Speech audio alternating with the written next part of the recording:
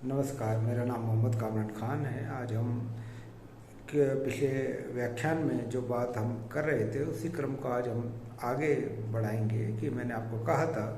कि 1857 की क्रांति का एक परिणाम ये निकला कि भारत में ईस्ट इंडिया कंपनी के राज की समाप्ति हो गई और अब ब्रिटिश पार्लियामेंट और राजमुकुट वहाँ का भारत के लिए सीधे कानून बनाने लगा। अब कहने का मतलब ये है, ईस्ट इंडिया कंपनी जो अब तक ब्रिटिश शासन के एक उपकरण के रूप में भारत में काम करती थी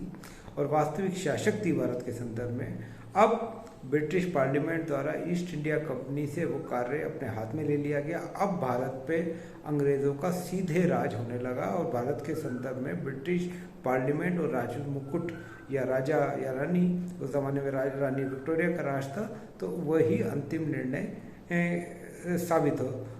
किए गए। तो अंतिम निर्णय उन्हीं का होगा और इस तरह ईस्ट इंडिया कंपनी की उसकी जो भूमिका जो अभी तक निभाती आ रही थी उसको समाप्त कर दिया गया और 1874 तक आते आते ईस्ट इंडिया कंपनी का भी का अस्तित्व खत्म हो गया। तो 1857 की क्रांति के पश्चात जो 1858 के एक्ट की हमने चर्चा की थी, उसका सबसे दूरगामी परिणाम यही था कि भारत में अंग्रेज़ों का सीधा शासन प्रारंभ हुआ और इस रूप में बड़ा महत्वपूर्ण ये प्रशासनिक संरचना अस्तित्व में आई 1858 के एक्ट के माध्यम से, जो कमोबेश 1947 तक, जब तक भारत आज़ाद नहीं हुआ, उसी रूप में काम करती रही। यद्यपि कुछ सुधार भी हुए कि धीरे धीरे गवर्नर जनरल और भारत में गवर्नर जनरल की परिषद में भारतीयों की सदस्यों की संख्या बढ़ाई जाती रही और केंद्र में विधान परिषद की स्थापना की गई, राज्यों में भी प्रांतीय विधानसभाओं की स्थापना की गई और धीरे धीरे उन्हें कुछ विधायी अधिकार दिए गए और साथ ही साथ उसमें लोकतांत्रिक प्रतिनिधित्व भी सुनिश्चित किया गया 1919 और 1935 के माध्यम से। तो ये व्यापक फ्रेमवर्क था जो अस्तित्व में आया और धीरे धीरे इसमें सुधार होते गए और इसकी चरम परिणति हम 1919 के अधिनियम में देखते हैं, जब हम देखते हैं कि प्रांतीय स्वायत्तता मिली और देश शासन अस्तित्व में आया और 1935 के अधिनियम के दौरान तो प्रांत पूरी तरह ही स्वतंत्र हो गए और ये प्रांतीय स्वायत्तता के लिए एक महत्वपूर्ण शासन, प्रांतीय महत्वपूर्ण अधिनियम साबित हुआ और केंद्र में देश शासन की स्थापना हुई। तो कहने का मतलब ये बात है कि 1858 के एक्ट ने जो प्रशासनिक संरचना स्थापित की गई कि गवर्नर जनरल, उनकी परिषद के केंद्र में एक विधान परिषद की स्थापना की गई, वहीं राज्यों में गवर्नर जनरल परिषद और धीरे धीरे राज्यों में भी आगे के एक्ट के माध्यम से विधानसभाओं की स्थापना की गई। इसी संदर्भ में अगर हम राष्ट्रीय आंदोलन की देखें और हम इस बात को समझें कि 1857 की जो क्रांति थी वो मूल रूप से असफल रही और लेकिन ब्रिटिश शासन के प्रति असंतोष किसी न किसी रूप में विद्यमान रहा और ये बात ब्रिटिश शासन द्वारा भी समझी जाती रही कि भारतीयों में असंतोष विद्यमान है और इस असंतोष के लिए जो उत्तरदायी कारण है और भारतीय और 1857 की जो क्रांति का जो मूल कारण था कि वह शासक और शासितों के मध्य कोई संबंध नहीं थे, उसी को स्थापित करने के लिए व्यापक रूप से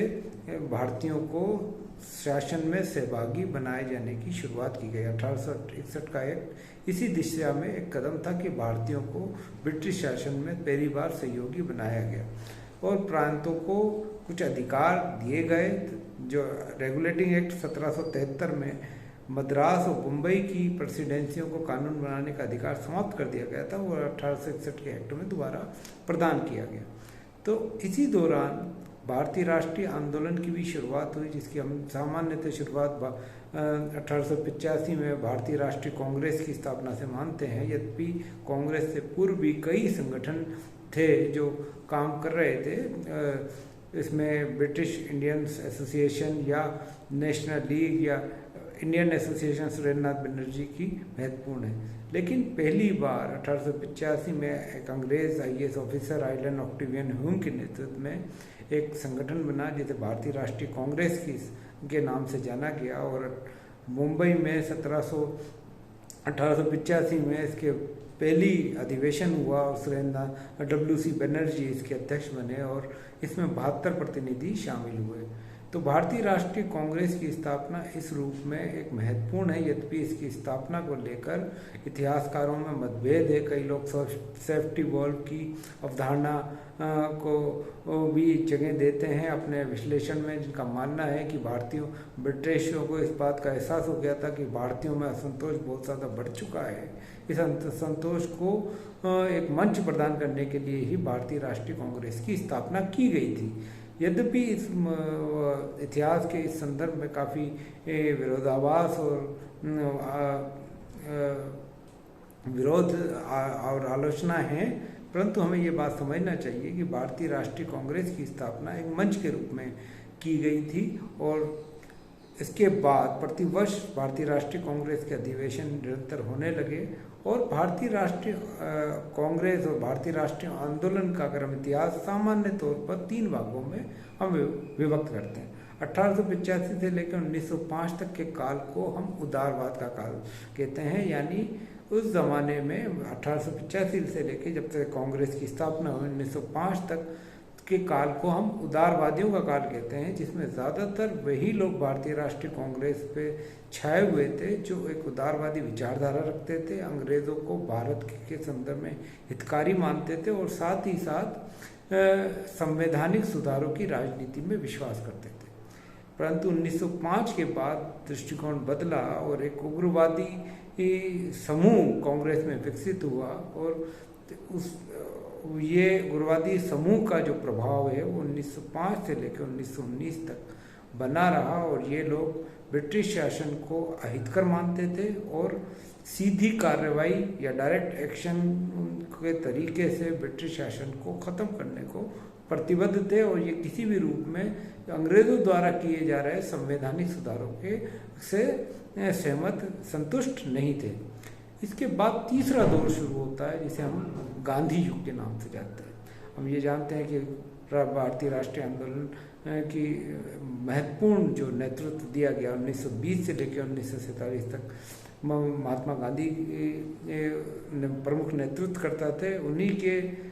निर्देशन में भारतीय राष्ट्रीय कांग्रेस भारतीयों का प्रमुख मंच बनी और उन्हीं के नेतृत्व में ब्रिटिश शासन के खिलाफ एक व्यापक जन आंदोलन का अभियान भारतीय स्वतंत्रता के लिए चलाया गया। तो इस रूप को 1920 से लेकर 1947 तक के जो काल है उसे हम गांधी युग के नाम से जानते हैं, क्योंकि इस दौरान भारतीय राष्ट्रीय कांग्रेस प्रमुख मंच है भारत की आज़ादी के हेतु और साथ ही साथ इस मंच को जो नेतृत्व प्रदान कर रहा है वो महात्मा गांधी है। तो इस तरह उदारवाद, उग्रवाद और गांधी युग, इस भारतीय राष्ट्रीय आंदोलन को हम 3 कालक्रमों में विभाजित करते हैं और इस तरह से हम भारतीय राष्ट्रीय आंदोलन को समझते हैं। यद्यपि ये एक सामान्य विभाजन है, इसके अलावा हम क्रांतिकारी विचारधारा और क्रांतिकारी गतिविधियों को भी हम भारतीय राष्ट्रीय आंदोलन में सम्मिलित करते हैं, चाहे वो Indian Republic socialist Republic association द्वारा की जा रही हो। तो इस तरह इसी के समानांतर एक क्रांतिकारी विचारधारा भी चल रही थी जो भारत को स्वतंत्रता दिलाने के लिए प्रतिबद्ध थी। तो भारतीय राष्ट्रीय कांग्रेस की स्थापना भारतीय राष्ट्रीय राजनीतिक चेतना में और उपनिवेशिक युग में एक राजनीतिक चेतना के संदर्भ में एक महत्वपूर्ण घटना है जिसने भारतीयों की राजनीतिक चेतना को विकसित करने में और उपनिवेशी शासन के खिलाफ एक आम जनता को लामबंद करने में एक महत्वपूर्ण भूमिका निभाई।